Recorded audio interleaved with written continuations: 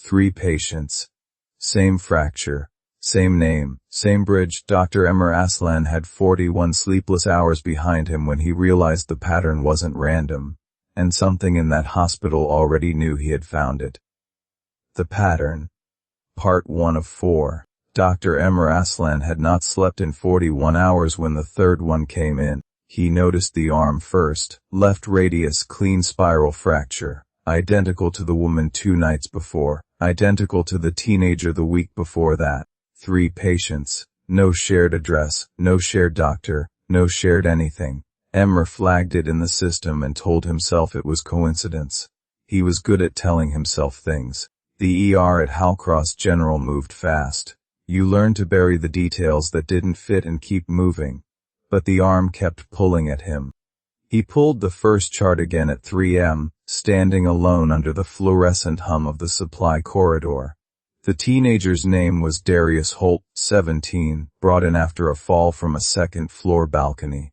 The woman's name was Callista Holt, 44, brought in after a car left the road near Fenwick Bridge.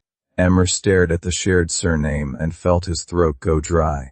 He had not noticed the name before. He had been too tired to notice. He typed it into the search field. The third patient unconscious in Bay 6 had an ID in his wallet. Marcus Holt, 68. The same fracture, the same name.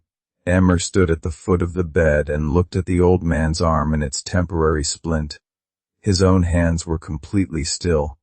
That was the part that scared him later. That his hands didn't shake.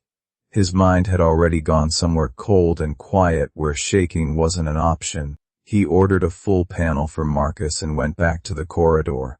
He pulled Callista's file again. Fenwick Bridge. He looked up Darius's intake note. The paramedics had written the address of the fall 14 Fenwick Road. He did not have Marcus's incident report yet, but he already knew what it would say. He stepped outside the ambulance bay to get air. The night was wrong in the way nights get when you've been awake too long. Everything slightly brighter than it should be, edges too sharp, sounds arriving a half-second late. A nurse called his name from the door. Marcus Holt was awake. Emre went back in. The old man's eyes were open but not moving, fixed on the ceiling. Emre leaned into his line of sight. Marcus didn't blink.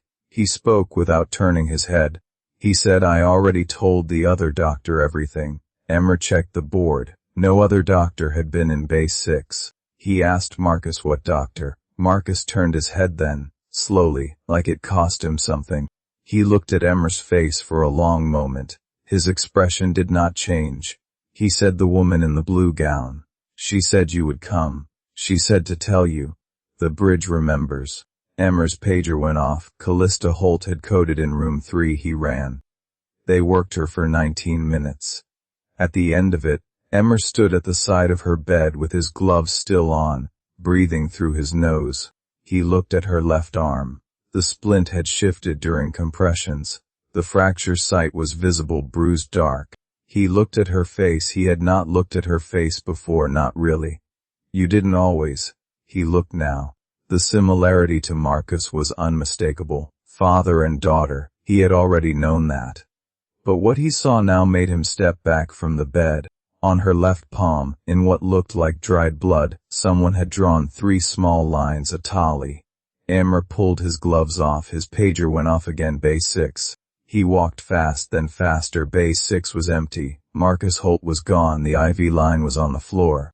The bed was cold when Emre pressed his hand to it. On the pillow, in the same dried rust, red marks, 3 lines, and under them a 4th, drawn across the others.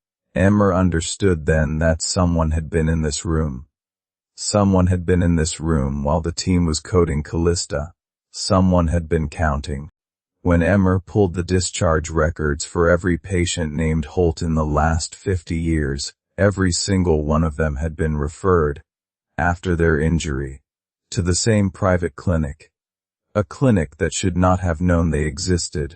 That's it for part 1. Follow Untold Lores for part 2. Like and subscribe for daily stories.